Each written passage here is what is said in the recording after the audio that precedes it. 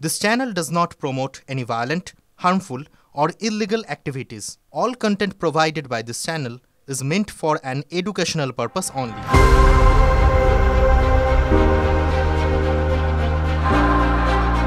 এই দৃশ্য নতুন নয়।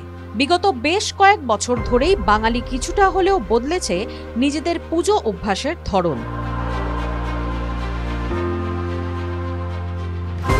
মহালয়ার দিন থেকেই শুরু হয়ে যায় প্যান্ডেলে প্যান্ডেলে ঘোরাঘুরি। এই বছরও অন্যথা হলো না। বুধবার ছিল মহালয়া, আর ওই দিন থেকেই শ্রীভূমি স্পোর্টিং ক্লাব, কল্যাণী ITI-তে হাজার হাজার মানুষের ভিড় ছিল চোখে পড়ার মতো। আর পুজোয় জনসাধারণের এই ভিড়কে কার্যত নৈতিক জয় হিসেবে দেখতে শুরু করেছে তৃণমূল যুবনেতা দেবাংশু ভট্টাচার্য থেকে মুখপাত্র অরূপ চক্রবর্তী সকলেই বললেন, বাংলা উৎসবেই ফিরেছে।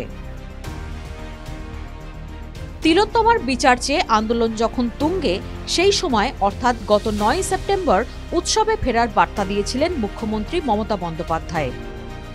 এক মাস তো হয়ে গেল, আজকে 9 তারিখ, 1 মাস 1 দিন, 31শে মাস গেছে। আমি অনুরোধ করব, পুজোতে ফিরে আসুন, উৎসবে ফিরে আসুন, আর CBI-কে বলবো তাড়াতাড়ি বিচারের ব্যবস্থা করুন। সেই সময় দেখা যায় মুখ্যমন্ত্রীর এই বক্তব্যকে হাতিয়ার করে বিরোধীরা। প্রশ্ন তুলতে থাকে, রাজ্যে এমন একটা স্পর্শকাতর ঘটনার পরও কিভাবে এমন কথা বলতে পারেন মমতা বন্দ্যোপাধ্যায়। এমনকি উৎসবে ফিরছি না বলেও পোস্ট চলতে থাকে সোশ্যাল মিডিয়ায়। এরপর এলো মহালয়া, অর্থাৎ বুধের সন্ধ্যা। দুপুর গড়িয়ে বিকেল হতেই একটু একটু করে বদলে যেতে থাকলো ছবিটা।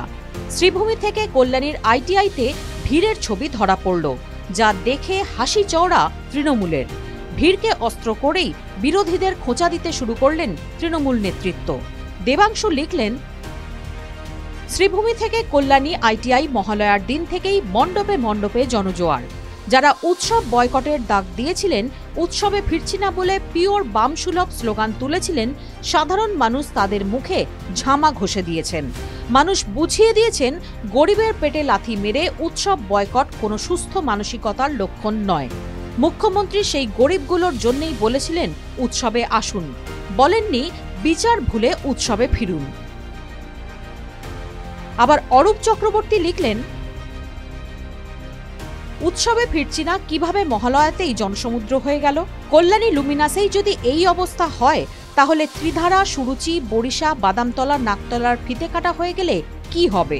সুবিধাবাদী মাকুর দল আবার এই সুযোগে লাল শালু খাটিয়ে টাকা কামাতে প্যান্ডেলের পাশে বুক স্টলের বাঁশ পাততে শুরু করে দিয়েছে। রাজনীতির কারবারিদের মধ্যে চর্চা, পুজোয় মানুষের উপস্থিতি, বঙ্গবাসী অংশগ্রহণ নিয়ে সংশয় ছিল শাসক তৃণমূল। তাই কি মহালয়ার সন্ধ্যের পর থেকেই বিভিন্ন মণ্ডপে মণ্ডপে ভিড়ের ছবি আসতেই ঘাম দিয়ে জ্বর ছাড়ল তাদের? এরপরেই প্রশ্ন উঠতে শুরু করেছে, তবে কি আপাতত প্রতিবাদের ল্যাটা চুকিয়ে উৎসবে ফিরছেন বঙ্গবাসী? যদিও বিষয়টি এমনভাবে ব্যাখ্যা হলে অতি সরলীকরণ হবে বলেই মত রাজনীতির কারবারিদের। তাদের মতে আরও কয়েকটি দিন এগোলে উৎসবে কতটা ফিরলেন বাঙালি, তার পরিমাপ হয়তো আরও স্পষ্ট হবে। TV9 Bangla digital.